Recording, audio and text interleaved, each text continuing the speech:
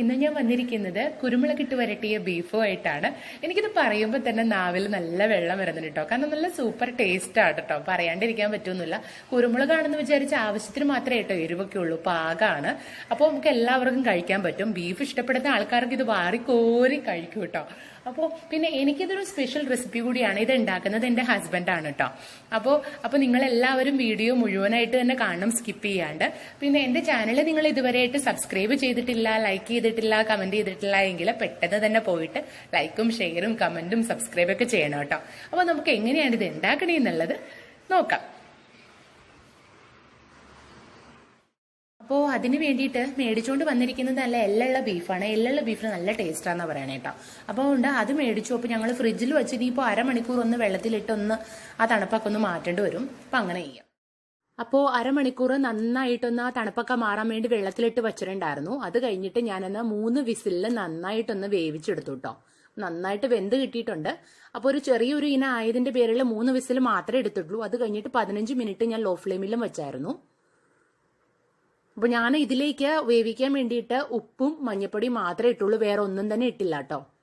ഇനി വേറെയൊക്കെ നമുക്ക് ഓരോരോ സ്റ്റെപ്പായിട്ട് നമുക്കത് ഇട്ട് കൊടുക്കാം. പക്ഷെ നന്നായിട്ട് നമുക്കത് വെന്ത് കിട്ടിയിട്ടുണ്ട്. അപ്പോൾ ചെറിയ ഇനാവാൻ നേരത്ത് നമുക്ക് 3 വിസിൽ മതി കേട്ടോ.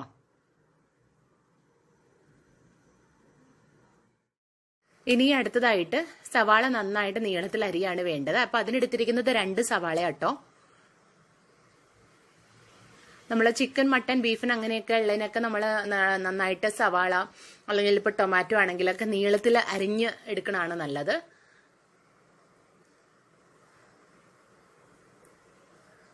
നമ്മളങ്ങനെ നീളത്തിൽ നമുക്കിത് അരിയാം. ഇനി നമുക്കൊന്ന് പച്ചമുളക് ഒന്ന് കീറിയിടാൻ വേണ്ടിയിട്ട് ഒന്ന് നീളത്തിൽ ഒന്നും കൂടെ നമുക്കൊന്ന് അരിയാം. അതോടൊപ്പം തന്നെ നമുക്ക് ഇഞ്ചിയും കൂടെ ചേർക്കാം കേട്ടോ. എല്ലാം ഒന്ന് നീളത്തിൽ അരിയണമായിരിക്കും നല്ലത്. ചെറുതായിട്ട് കട്ട് ചെയ്ത് ബോക്സ് പോലെ കട്ട് ചെയ്യണേക്കാളും നല്ലത് ഇതിനൊക്കെ ഇങ്ങനെ നോൺ വെജ് ഐറ്റംസിനൊക്കെ നീളത്തിൽ നമുക്ക് കട്ട് ചെയ്ത് വെക്കാം. അപ്പൊ അതിന് വേണ്ടിയിട്ട് സവാള, പച്ചമുളക്, ഇഞ്ചിയൊക്കെയാണ് നമ്മൾ എടുത്തിരിക്കുന്നത്. അപ്പൊ ഇത് കഴിഞ്ഞിട്ട് നമുക്ക് ടൊമാറ്റോ ഒന്ന് കട്ട് ചെയ്യാം.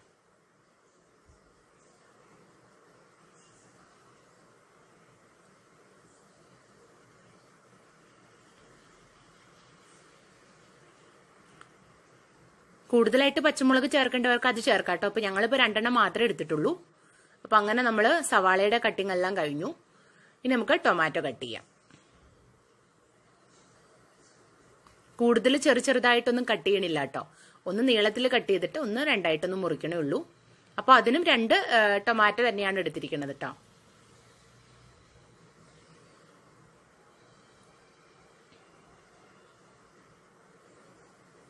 ഇതുപോലെ തന്നെ ടൊമാറ്റോയും കട്ട് ചെയ്ത് വെക്കുക. അപ്പൊ 2 സവാളയും 2 ടൊമാറ്റോയും പിന്നെ 2 പച്ചമുളകും 1 ഇഞ്ച് കഷ്ണം കേട്ടോ എടുത്ത് വെച്ച് നമ്മൾ കട്ട് ചെയ്തേക്കണേ.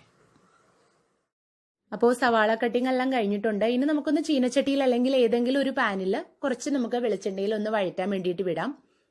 അപ്പോൾ കുറച്ചൊന്ന് ഓയിലാണ് ഞാൻ ഒഴിച്ചിട്ടുള്ളൂ.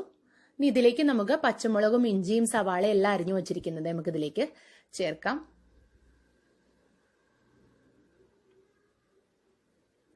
ഇനി എല്ലാം കൂടെ ഒന്ന് ഇളക്കി കൊടുക്കാം.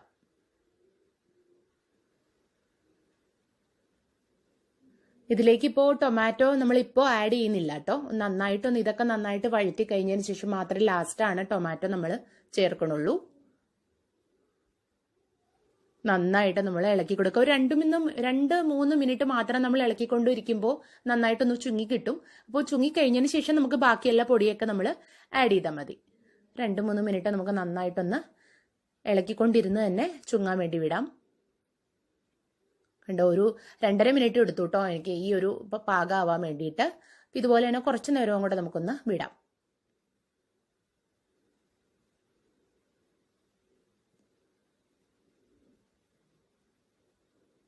നമ്മുടെ ആയിട്ടുണ്ട് കേട്ടോ. 3 മിനിറ്റ് ആയി കഴിഞ്ഞപ്പോഴത്തേക്കും നമുക്കൊന്ന് ചുങ്ങി കിട്ടിയിട്ടുണ്ട്. അപ്പോൾ നമുക്ക് ഇതിലേക്ക് ഒരു 1/2 ടേബിൾ സ്പൂൺ ഉപ്പ് ചേർത്തിട്ടുണ്ട് കേട്ടോ.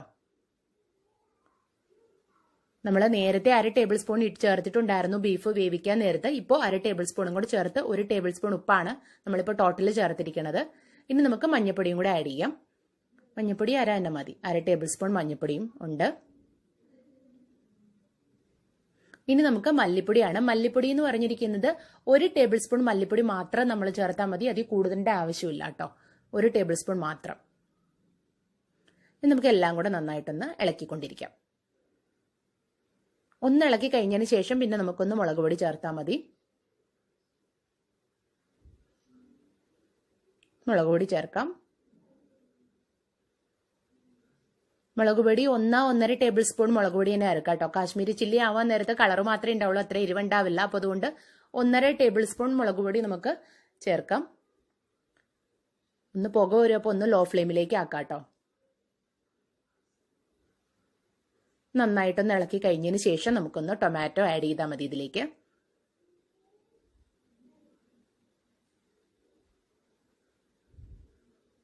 നമുക്ക് ടൊമാറ്റോ ഇട്ട് കൊടുക്കാം.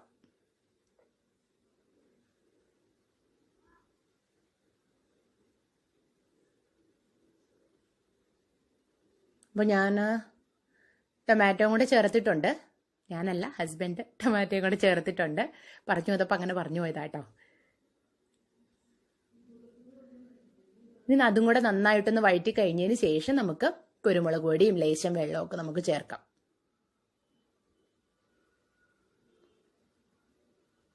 കുരുമുളക് പൊടി ചേർക്കണതിന് മുമ്പ് കുറച്ചൊന്ന് വെള്ളം ഒന്ന് ചേർക്കുക കേട്ടോ. ഒരു വെള്ളമയവും കിട്ടും, പെട്ടെന്ന് നമുക്കൊന്ന് വഴറ്റി കിട്ടുകയും ചെയ്യും. അപ്പം അതുകൊണ്ട് കുറച്ചൊരു വെള്ളം ചേർത്തിട്ടുണ്ട്. കൂടുതൽ വേണ്ട കേട്ടോ, കുറച്ച് മാത്രം വെള്ളം ചേർത്താൽ മതി. ഇനി അതിൽ കിടന്ന് ആ ഒരു വെള്ളത്തിൽ കിടന്ന് നന്നായിട്ടൊന്ന് വഴറ്റി കിട്ടിക്കോളും. നമുക്ക് ഒന്ന് മീഡിയം ഫ്ലെയിമിലേക്ക് ആക്കാം കേട്ടോ നമുക്ക്. ഇനി നമുക്ക് കുരുമുളക് പൊടി ആഡ് ചെയ്യാം. കുരുമുളക് പൊടി നമ്മൾ കുറച്ചായിട്ടാട്ടോ ചേർക്കുന്നത്. ഇനിയിപ്പോൾ ഞാനിപ്പോൾ ചേർക്കുന്നത് 1 ടേബിൾ സ്പൂൺ കുരുമുളക് പൊടിയാണ് ഇപ്പം ഞാൻ ചേർക്കുന്നത്. അത് കഴിഞ്ഞതിന് ശേഷമാണ് ബീഫും കൂടെ ഒക്കെ ഇട്ട് കഴിഞ്ഞതിന് ശേഷമാണ് പിന്നെയും കുരുമുളക് പൊടി ചേർക്കുന്നുള്ളൂ. ഇപ്പോൾ 1 ടേബിൾ സ്പൂൺ കുരുമുളക് പൊടി മാത്രമാണ്. ഇനി നമുക്ക് എല്ലാം കൂടെ നന്നായിട്ട് ഒന്ന് മിക്സ് ചെയ്യാം.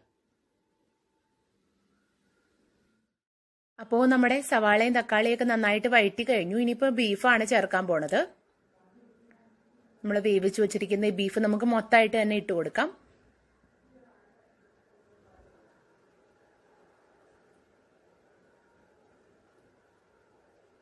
ഒരു ഇളയ ടൈപ്പാണ് നമുക്ക് ഇട്ടിരിക്കുന്നത്, പക്ഷെ അതിലെ എല്ലാണ്. പക്ഷെ ഈ എല്ല് നമുക്ക് നന്നായിട്ട് കഴിക്കാൻ പറ്റുന്ന ആൾക്കാർക്ക് നമ്മൾ ഈ ഒരു കുരുമുളക് ഇട്ട് വരട്ടിയാൽ നമ്മളത് ചേർക്കുമ്പോൾ നല്ല ടേസ്റ്റ് ആട്ടോ.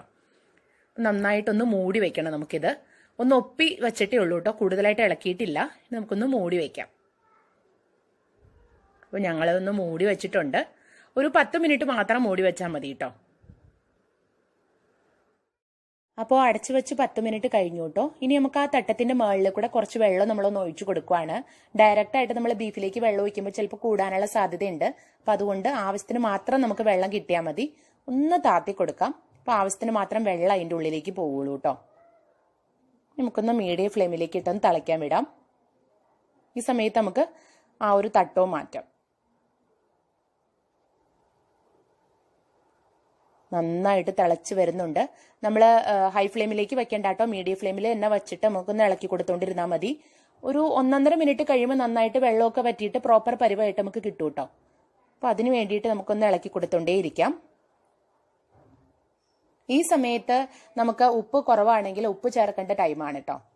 അതുപോലെ തന്നെ ഗരം മസാലയൊക്കെ നമുക്ക് ടേസ്റ്റ് വേണമെന്നുള്ള ആൾക്കാർക്ക് അതും ചേർക്കാം. അപ്പോൾ ഞങ്ങൾ ചേർക്കുന്നില്ല, കാരണം ഈ ബീഫ് ഗരം മസാലയൊക്കെ നമ്മൾ അസിഡിറ്റി പ്രശ്നം ഉള്ളതുകൊണ്ട് പേരിൽ ഗരം മസാല ഇതിന് വേണ്ടിയിട്ട് ഞങ്ങൾ അവോയ്ഡ് ചെയ്യാണ്. അപ്പോൾ അതിൻ്റെയൊക്കെ ടേസ്റ്റ് ഇഷ്ടമുള്ളവർക്ക് ഈ സമയത്താണ് നമ്മൾ ചേർക്കേണ്ടത്. അപ്പോൾ നന്നായിട്ട് വരണ്ട് വന്നിട്ടുണ്ട് കേട്ടോ. ഇനി നമുക്ക് ഇതിലേക്ക് നമുക്കൊരു 1/2 ടേബിൾ സ്പൂൺ കുരുമുളക് പൊടിയും കൂടെ ഒന്ന് ലാസ്റ്റായിട്ട് ചേർക്കുവാണ്. പിന്നെ നമുക്ക് കരിവേപ്പില മല്ലിയിലയൊക്കെയാണ് ഈ സമയത്ത് ചേർക്കേണ്ടത്. അപ്പോൾ ഞങ്ങൾ മല്ലിയില ചേർക്കുന്നില്ല, കരിവേപ്പിലയാണ് ഇപ്പോൾ ചേർക്കണത്. ഇനി നമുക്ക് എല്ലാം കൂടെ നന്നായിട്ടൊന്ന് ഒലത്തിയെടുക്കാം. ഒന്ന് നമ്മളൊന്ന് ഇളക്കിക്കൊണ്ടിരുന്നാൽ മാത്രം മതി. ഒരു മിനിറ്റ് മാത്രം ഇളക്കിക്കൊണ്ടിരുന്നാൽ മതി. നമ്മുടെ ബീഫ് നന്നായിട്ട് റെഡി ആയിട്ടുണ്ട് കേട്ടോ. ഇളക്കി കഴിഞ്ഞിട്ട് നമുക്കൊന്ന് പ്ലേറ്റിലേക്ക് മാറ്റിയാൽ മാത്രം മതി.